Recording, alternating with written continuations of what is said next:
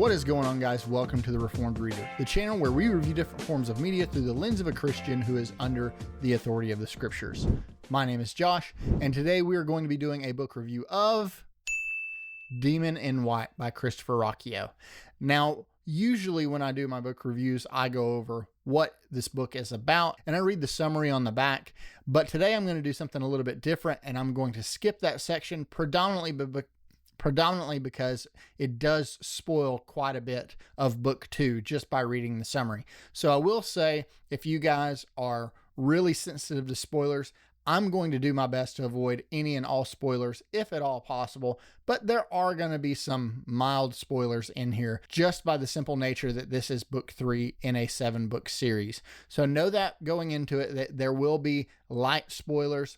I will not be going into, big spoilers, or I will not be talking about any big reveals, any of those kinds of things. I'm just going to be reviewing the book as it stands, trying my best to avoid any and all spoilers. And so for the sake of you, the viewer, I think that it would be in your best interest if I don't go over the summary in case you haven't read Empire of Silence or specifically Howling Dark. Now, just as like a little Easter egg, if you guys have read Howling Dark and you want to know why I'm skipping the summary, just look up the summary on Amazon and you'll see it has the big spoiler in it from book 2, if you know what I'm saying. Now, how I normally structure my reviews is I go over the good, the bad, and the ugly. The good being things about the book that I enjoyed, the bad being the things I didn't enjoy so much, and these are preferential things. But then I go over the ugly, which is what could be some sin that is steeped into the work that might hold a Christian back from picking it up. And I rate this on a scale of 1 to 10. So without any further ado, let's jump right in and go over the good. What were some things about this book that I enjoyed? Almost everything. Now, spoiler alert, I gave this book 5 out of 5, 10 out of 10. Fantastic. I thought that this book was equally as good as Howling Dark. Different, but equal. So I definitely think that there are some really key highlights here in this book that I think we kind of missed in book 2. So what I mean by that is, with book 2, for those of you that have read it, it was sort of a slow burn all throughout that story. You had that, it was that real slow buildup of this big event that happens at the end. And the end is explosive. But with book 3, there is a little bit of a time skip, but you kind of jump right into what took place after. Meaning, you start out with Hadrian encountering the emperor, officially becoming a knight of the Imperium. But the story in book 3 has a lot of smaller moments in it that I really loved. For instance, all of the political backstabbing and things like that going on early on in the book, absolutely loved. Fantastic, phenomenal. You have that sort of mystery that's the undertone of the entire story, which is really, really cool. I really enjoyed it. And then when he's sent on his mission to the battlefront, he's sent to achieve an unachievable task. And that is really, really cool. That whole scene is awesome. The Colosseum scene, fantastic. For those of you that have read that book, how about that left-handed catch? Absolutely love that. So, there's everything that I loved about book 2 is in book 3, probably cranked up just a little bit. And everything that I thought was sort of a misstep in book 1 is absent in book 3. Very similar to how it was less prominent or less prevalent in book 2. And so you can definitely see that Christopher Rocchio is really honing in not just his story, but his storytelling. So fantastic. Really, there wasn't much to dislike here. I loved the character development. I loved everything about it. And it's not as jarring as book 2 was coming from book 1. And what I mean is, if you've read book 2, there's a bit of a time jump between books 1 and 2, quite a bit. And in books 2 and 3, you get something similar, but it's not as extreme. And so we're not kind of left in the dust trying to pick up the pieces to figure out what has happened during that time. I did enjoy that a lot more in book 3, the way that the story started. But yeah, there's so much to love. The characters still phenomenal. The plot is not just thickening, but quickening. It is so good. It is the reason why you read these books, is for the plot. I'm not saying that the characters aren't good. They are fantastic. but this plot is unique. And that is a very difficult thing to do, in my opinion, in sci-fi and fantasy nowadays. Now, am I saying that it doesn't have influences? Absolutely not. It definitely does have its influences, but he tends to wear those influences a little bit on his sleeve, but he then subverts those expectations. Again, just a phenomenal job by Christopher Rocchio. The writing is stellar. And after talking to a few friends, realizing that this book was pretty much unedited from the editor and all the edits came from Rocchio, it's amazing to me to see like how tight his writing really is and must be. And I'm sure it's even tighter as we progress with the story. So yeah, just everything about it, just so good. So instead of just having me gush about this book constantly, let's go over the bad. What were some things about this book that I didn't enjoy?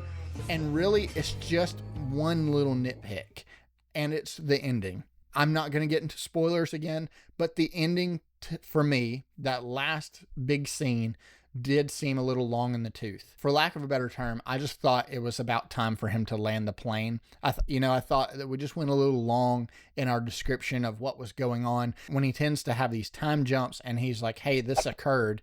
And so that way we can get to the main point of the story without having all this fluff. And then kind of at the end, we did have a little bit of fluff. Now, does that mean that I was like, oh, this is bad? No, the ending was still great. But for me, and again, this is a personal preference thing. For me, it's just a little long. But I will say, so I think I had 4 chapters left and I was talking to some friends about it. And I was like, it doesn't have that same impact that book 2 did unless something happens within these 4 chapters. And boy, does it. I mean, it really does. There's a big thing that happens at the end of book 3 and you're just like, okay, this is awesome. I'm in. Even my little nitpick, throw it out the window. So if I had to pick something about the bad, I would say, yeah, I definitely think that the ending was drawn out a little bit. And the only other nitpick that I had, and again, this is a very minor thing and it could be revealed later on, is that there was this subplot going on and we didn't get all of the answers to the subplot. It was, to me, a little open-ended. And so it was like, yes, there was a conclusion with that. I wasn't super satisfied with it. I'm not going to say that I was unsatisfied because I was satisfied. I just wasn't as satisfied as I have been with everything else. Again, that may come up at a later date or in a later book. So, but otherwise, yeah, 10 out of 10 book. So this brings me to the ugly, which is what could be some sin that is steeped into this work that might hold a Christian back from picking it up. And I break this down into 5 categories, starting with violence and brutality. Now, I don't remember what I rated book 2. Okay. I have not went back and watched my review for book 2, but I'm going to put violence and brutality for this book at like a 7.5, maybe an 8, probably an 8.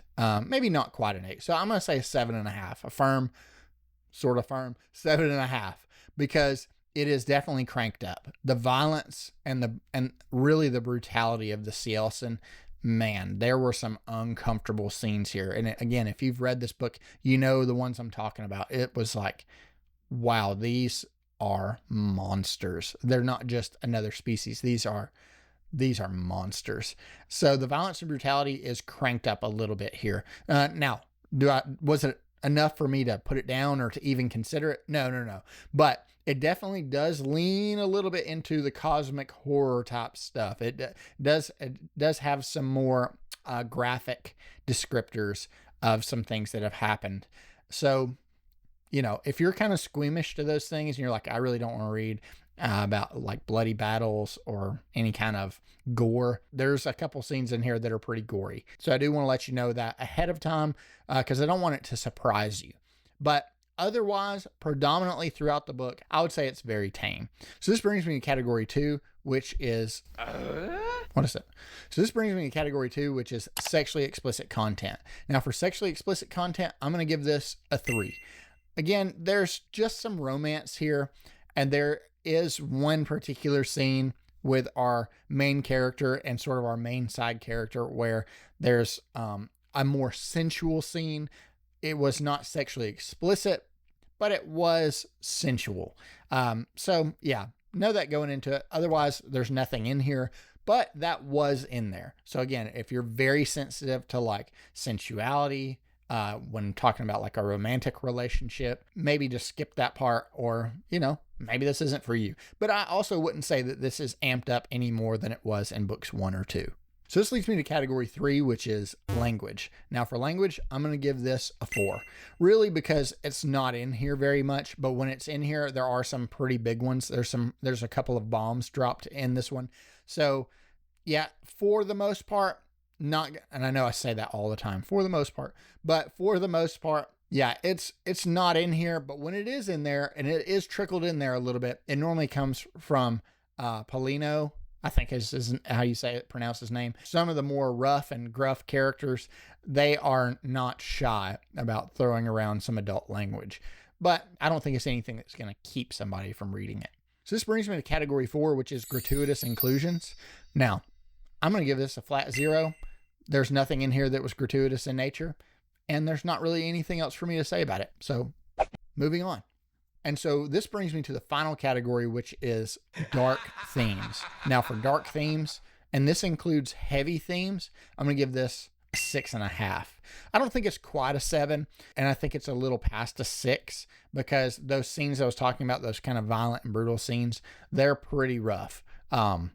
Yeah, they're pretty rough. They carried a little bit of weight with me reading about those things. I'll put it this way. When I think back about the story and about the book, those scenes do come to mind. And so I'm like, oh man, that was rough. And now I'm on board with sort of, taking out the C.L.son. Because before you kind of had this moral quandary of, should we try to commit this genocide basically because they're trying to kill all of us? Or should we try to seek peace? And now it's like, no, peace is out the window, and I'm on board. I get why. So yeah, so for dark themes and heavy themes, I'm going to give this a 6.5. So this brings me to the final question, which is, would I recommend this to a Christian? And the answer is absolutely yes, if you enjoyed books 1 and 2. If you enjoyed books 1 and 2, you're going to enjoy this one.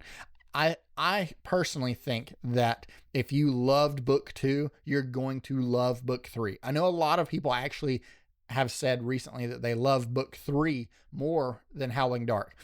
I don't think I'm quite there. The ending of Howling Dark for me just kind of blew my mind.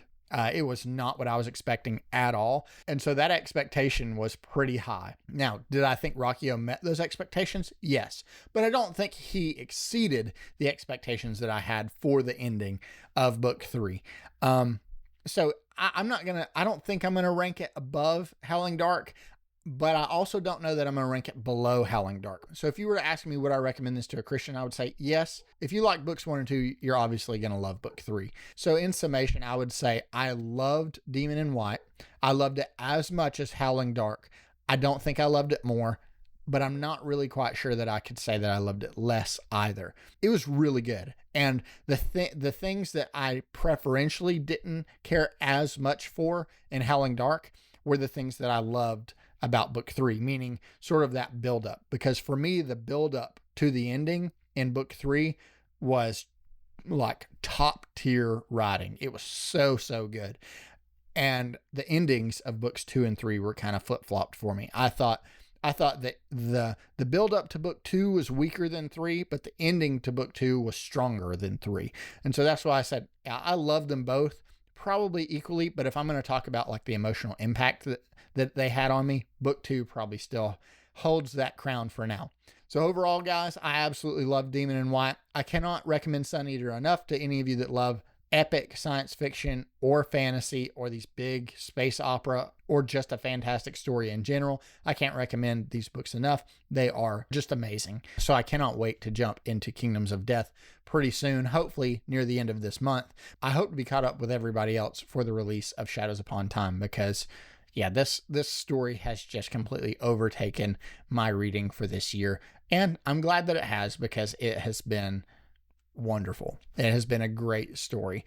Thank you guys so much for coming and hanging out with me for a little while and talk about a science fiction book with some space wizards fighting some aliens. Please subscribe to the channel if you haven't already, but more than anything, please share these videos with your Christian brothers and sisters, because It is my goal with this channel to be a good resource to my brothers and sisters in Christ so that maybe we can spend our time, energy, and money a little more wisely on the things that honor the Lord. So again, thank you guys so much for coming and hanging out with me, and I will see you on the next one.